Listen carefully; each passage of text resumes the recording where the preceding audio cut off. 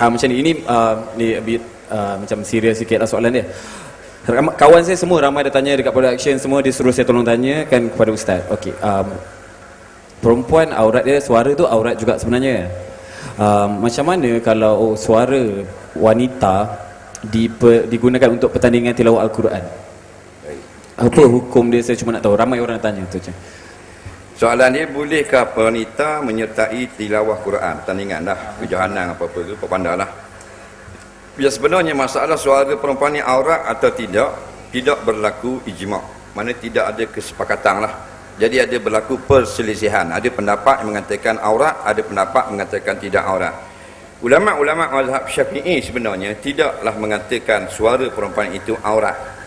Tetapi jikalau tidak dijaga, maka dia tetap haram atas sebab membuka fitnah, bukan atas sebab aurat. Kalau dalam mazhab Hambali dia memang keras. Jadi dalam bab maknanya mengalunkan bacaan Al-Quran, sebenarnya memang juga tidak berlaku kesepakatan ulama tentang boleh atau tidak. Ada satu pendapat mengatakan tak boleh. Inilah yang popular. Kerana perempuan ini dia dicipta untuk lelaki mendapat keseronokan daripadanya.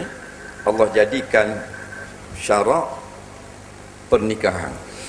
Jadi ada pendapat mengatakan boleh, kerana dia tidak ada fitnah bila baca ayat Quran.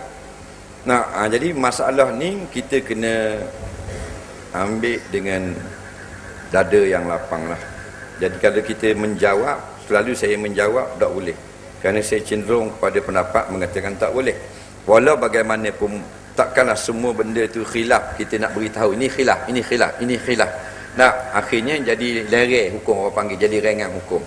Jadi kalau ada lagi orang yang dia kata memang masih tidak haram kalau sebab tanding Quran, betul, memang ada ulama berpendapat demikian. Jadi kita bimbang manalah kalau masalah mengalunkan Quran itu. Masalahnya kalau menyanyi bertepik menolong, itu memang tidak ada khilaf waktu. Kalau menyanyi yang okey masih ada khilaf. Tapi kalau macam hak sebelah gedang-gedang pusing punggung korang pula, pakai ketak pula balik awal, tak ada orang yang kata boleh. Jadi kalau bab Quran, alhamdulillah masih lagi ada perselisihan di kalangan ulama. Ada soalan lagi? Okey Ustaz, soalan saya Ustaz. Pergi ke tempat funfair tu haram ke?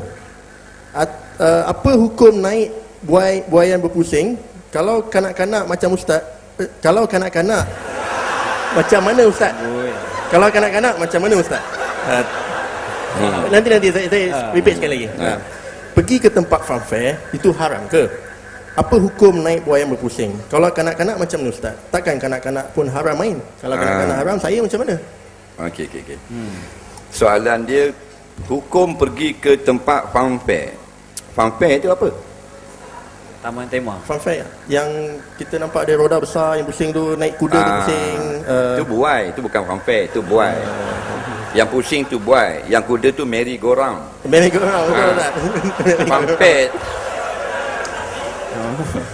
Funfair itu keseluruhan tempat yang dibawakan alat-alat hiburan, kebanyakannya bertiket untuk kanak-kanak main. Jadi tidak ada ulama kata kalau buah haram, tak ada. Tak haram main buah. Naik kuda pun tak haram. Cuma yang kata benda ni dia melalaikan. Sebab tu kata alat muzik tidak haram, tapi dia melalaikan. Sebab tu basic kita biar kemah keming dulu, barulah tidaklah. Jadi kalau main buah, budak-budak naik buah musing, bayar tiket RM2, naik 3 kali pusing balik, nak haram. Sebab apa haram? Sebab buah tu besi, tak betul. Sebab pusing tak haram. Kalau pusing haram masuk rambau.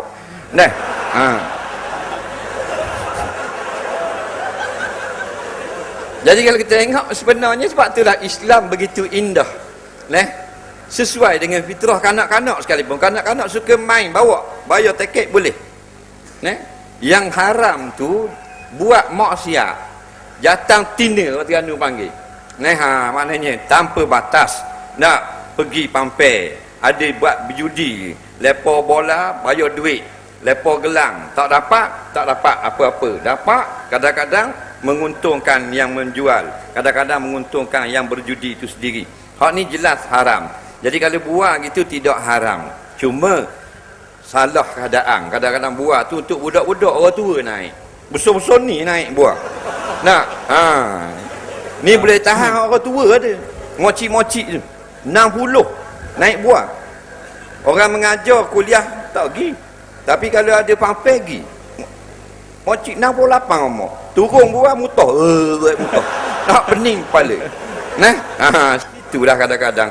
Kalau dibuat tu haram lagi, tapi kalau maknanya nak berkapa apa semua, situlah tempat haram. Jadi haram bukan pampir itu sendiri. Benda yang dibawa datang ataupun sebab pengunjung itu sendiri. Jadi maknanya Ustaz, kalau main baling-baling gelang apa semua tu, hukum dia? Hukumnya boleh baling, tak salah baling gelang. Kalau baling bagi maknanya bertukar hadiah ke, kalau kita letak duit ke apa semua? Tu bawa haram baling. Kita nak ambil gelang 10, kita nak baling dapat hadiah. Tapi 10 gelang tu kita kena bayar. Kena bayar. Kalau baling tak dapat, boleh dah balik tak duit tu? Okey. Tak dapat balik tak? Itu judi namanya. Saya ada main. Ada main? Saya Memang pun tengok muka tahu dah.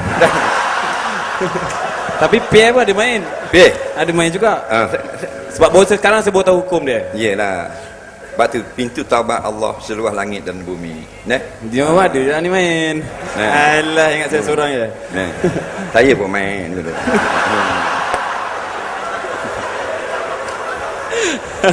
Jadi kalau kita tak mau berjudi, kita pergi tempat gelang tu, ambil je gelang. Lepo je. Jadi lepo gelang tu bukan berjudi. Lain pula cerita nanti pasal. Lain cerita. Jadi dia marah kita. Memang tak boleh marah sebab saya tak nak berjudi. Saya pinjam gelang, lepo. Tu cerita dia. Jadi haram judi. Judi tu dosa besar. Jadi kita haraplah benda-benda ni biar tak ada di dalam negara kita. Sebab kita kurang tahu. Bila kurang tahu, kita terlibat. Tu yang judi koyok-koyok teket tu. Tu haram juga tu, budak-budak. Kemudian ada soalan saya ni, ini saya nak tahu sangat Ustaz. Saya nak tahu apakah jatuh hukum talak kalau seorang suami isteri tu dah berlakon dalam satu drama atau filem atau drama radio sekalipun. Dia orang melakonkan watak yang berlainan. Tapi mereka suami isteri. Atau mungkin mereka bukan suami isteri, tapi bila dia berlakon dan melafazkan cerai, jatuh tak? Baik. Soalan ni dia kata seorang sepasang suami isteri berlakon dalam drama, dalam filem.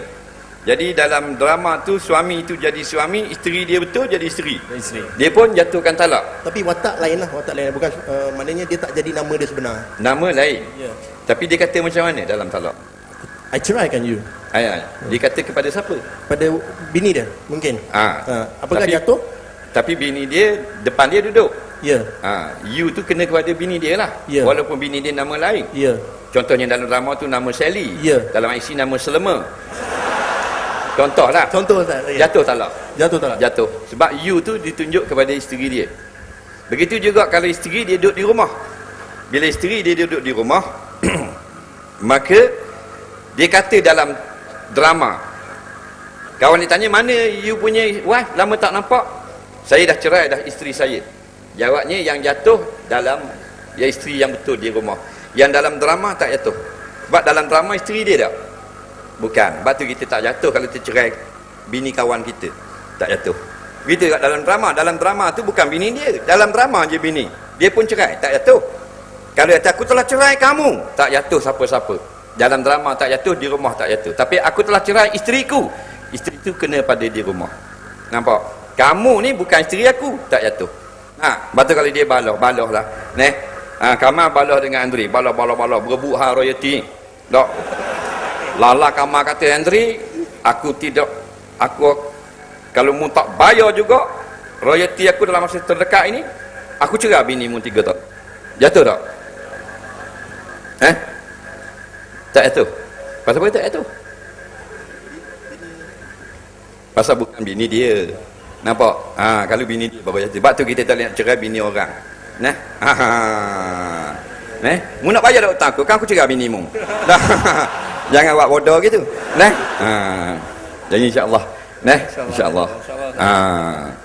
Last sekali kita nak kalau melakon, kalau nak berlakon lah. Nah, katakan Kamal ni adalah bapa mertua. Nah, Ali PA adalah anak. Dan khabar pada bapa mertua nak kahwin seorang lagi. Macam mana cara lakonan yang terbaik? Saya minta ke bapak mertua saya nak kahwin. Nak minta izin. Saya rasa watak ni macam kena Kamal berlakonnya, ni bapak mentuanya. Tak kena. Tak kena. Dia jadi director, PA pasal saya muda. Saya director, Ustaz. Dah saya nak tengok berlakon sekali. Pasal sedap nak suruh orang berlakon. Okey, saya cuba. Asal kak sok. Tapi Ustaz kena bagi action kad. Tidak, saya tak boleh berlakon. Tak apa. Okey, boleh Ustaz? Boleh. Ni bapak mertua. Ada dah isteri tapi nak khabar nak kahwin seorang lagi. Macam tu saya kena bergerak Bapak pentas. mertua kena jawab. PA dia boleh tanya lah. Berdiri. Baik Ustaz. berdiri. Masya-Allah, masya-Allah. Oh, nepeng teh. Mai. Action. Okey. Assalamualaikum Pak. Waalaikumsalam. Ini siapa Pak? Bapak, saya sebenarnya saya ada benda yang saya nak bincang sikit dengan Bapak ni. Cakap. Tapi dia kena dekat sini ke Bapak? Ni kita je yang nampak dia.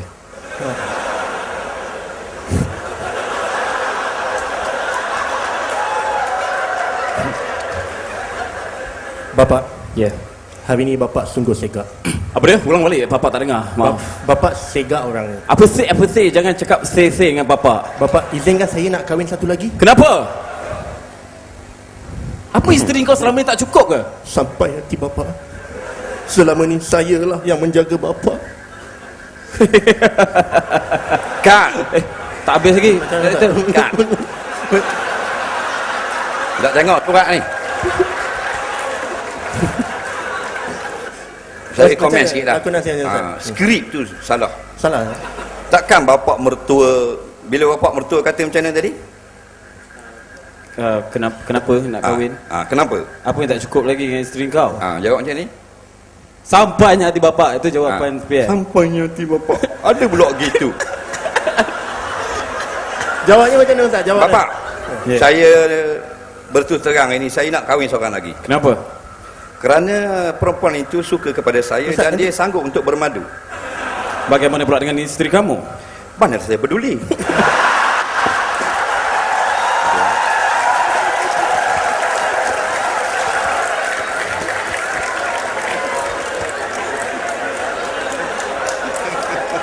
Memang Boleh. Ustaz boleh berlakon. Boleh. Ustaz memang boleh. boleh berlakon. Dah, Memang dah, lepas confirm dah casting. saya ambil, insya-Allah. Kita doa-doa kan Ustaz dalam filem saya, insya-Allah. InsyaAllah.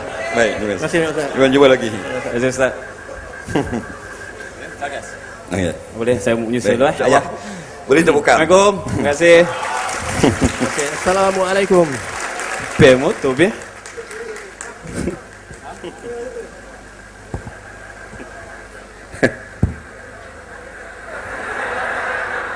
Masuk.